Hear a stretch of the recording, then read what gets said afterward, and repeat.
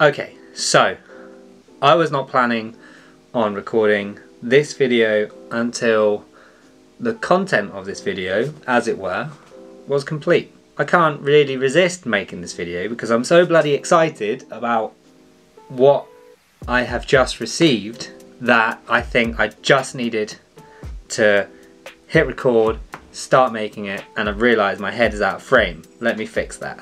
Okay, right. I have had this on pre-order since the start of April. Now, I thought that this was probably going to be another 6 months based on the current stock levels. If you're keeping up to date with the camera industry right now, you'll probably know what I'm talking about, and it is this. The Blackmagic Pocket Cinema Camera 4K. Also known by many as the Bummer Cooker 4K. I have been after this camera. In fact, no, let's go back. Let's go back to 2015, 2014. So before the 4K model, this model was released, I had been eyeing up the Blackmagic Pocket Cinema Camera for a while. I wanted it as my portable go-to video camera that I could take with me wherever I went. I stopped focusing on content creation, video, music, all that kind of stuff. Just kind of got lumped down with the day-to-day. So fast forward 2 or 3 years and going on tour with a band, and I wanted something to document our travels and our time there, so I bought this camera, the EOS M50, and that was kind of what got me back into this whole video thing. And ever since then I've been tossing between the EOS R, Sony a7 III, Fujifilm X-T3 and this guy. I know what you're thinking, all those other cameras also have photo capabilities, and that's true, but this guy is just an honest workhorse. And I spoke to a lot of my peers who do videography, and they all said go for the 4K. If you want a dedicated cinema camera, go for the Pocket 4K. Obviously it's a micro four thirds camera. I spent a while looking at all the lenses you can put with it, adaptable ways of doing it, looking at all the rigs, got incredible gear acquisition syndrome as well from looking at everything to do with this. But I think based on what I want it for, we're looking at probably Pocket 4K, Metabones, the XL, this is the 0.71 times crop, zoom, whatever you want to call it. Along with that, the Sigma 18 to 35 lens, the Art Series f1.8 lens. That will probably be my go-to kit for this, and that's come highly recommended by a lot of people, very helpful people actually, over on the Blackmagic Pocket Cinema Camera Reddit thread, as well as, like I said, my peers. So I thought I'd do what is the first of hopefully many proper unboxings. I say proper unboxings, it's not really a proper unboxing. Is it a proper unboxing? It's a proper unboxing. Obviously you've seen me build up my handheld rig for this camera, which I've used a few times. Absolutely love that, and I'll be taking everything that I've learned, disliked and liked about that setup, transferring it to this camera setup. So without further ado, let's jump into unboxing this camera. Okay then, here is the Blackmagic Design Pocket Cinema Camera 4K. I've already opened it, had to check, make sure everything was fine.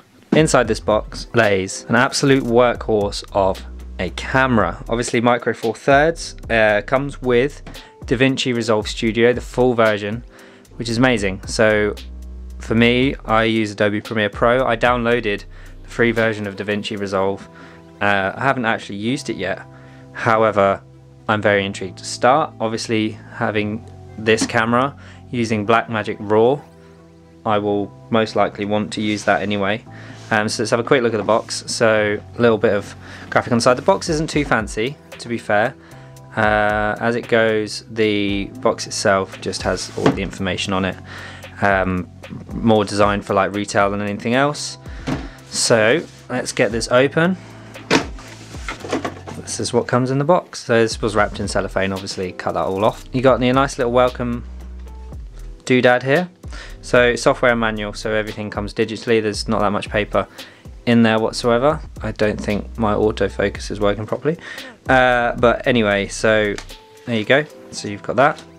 You get the SD card for DaVinci Resolve 15 Studio. That comes with it as well. Comes on a little SD there, which is very handy. So in the box then, power cable, which comes with their AC connector here. It's nice quality, good metal, nice bit of grip on it. Comes with interchangeable ends. Now this is great because someone like me who's going to be traveling a fair bit with this camera, I want to not have to take an adapter for it. So it comes with, as you can see, a nice little sleeve of all the different adapters. So you got Euro, UK, US and Australia, I believe. Not too hot on all of my adapters, so forgive me if I got that wrong. You get one single lithium ion battery pack, which goes in. It's an LP6 battery, so it's one of the chunky Canon batteries. So that comes in there. There is no dedicated charger that comes in this box. I've already checked. So you have to plug it into the camera to charge it. So underneath this individual plate here is the money, absolute money. When I got this out earlier, I looked at it and I thought, I knew it was made of plastic, but I didn't think it looked cheap. Getting it out of the box, I thought, see it and I'd be like, oh, that's just not worth the money that we pay for. So let's remove, there we go, get the box out of there. So that's what comes in the box, Blackmagic Pocket Cinema Camera 4K. So if you take a look at the camera, you've got battery door, which is where the little battery goes. In fact, I'm gonna pop that in now because I kind of want to just get it in there and charging. I assume it goes that way around. Yes. Yes, it does. You've got your massive screen. Oh look, there's my face. So you've got your massive screen. I was absolutely blown away by the size of that screen. I knew how big it was, but I'd never really expected this level of screen before. I'm just going to switch to manual focus. Sorry for the shake. There we are. Right, so just pulled in a little bit there. So as you can see, very nice design. You've got your on-off button, your top and bottom screw holes to tie it in. That's your fan exhaust. On the left hand side you do have your microphone, headphone, HDMI and power and USBs. So in here you should have a mini XLR. You do indeed, USB-C and your power connector. These are actually, I thought these were going to be like really cheap plastic doors, but they're not, they're actually rubber. Full size HDMI cable, super handy, or they're very annoying because I've got 3 or 4 of those mini ones that I use for the EOS M50. And then mic in, headphone out. I'm actually really excited to have a headphone out jack. Sorry, I don't know if any of that looked good, but headphone out jack on a camera because my M50 does not have this on it, so I can't monitor as I go. So I'm really excited to have that. You've obviously got your tether points on here, on off button, records, quick wheel, photo button, as well as all of your custom function buttons, aperture button, zoom, all of that. So like I said at the beginning of this video, I wasn't going to make this video straight away. And the reason for that is because I don't have a lens. So I was going to wait until that happened because the idea was I would get the camera and the lens at the same time, but my allocation on the camera came in a lot sooner than anything else. So I just got the camera, couldn't afford to buy the lens at this stage. So I will be getting that in a couple of weeks time. I think that pretty much wraps up this unboxing, and I'm going to quickly cut back to me, my face. So BRB. Okay, so there we have it. Blackmagic Pocket Cinema Camera 4K now in my possession. I absolutely love the look of this camera. I think it's very nice. I don't think it's as plastic and cheap as I thought it was. I did have a little look at one of these at the photography show. The one I looked at had obviously been used quite a lot, so I couldn't really put many thoughts together. There was no one really around in the booth for me to quiz on it, so I didn't really have much of a play. I pretty much pressed record, touched the screen a few times, and then it ran out of battery. I do wish it articulated though. That would be very nice, because having the ability to tilt it up and everything. For now, this camera is nothing more than a shelf ornament until I get that lens.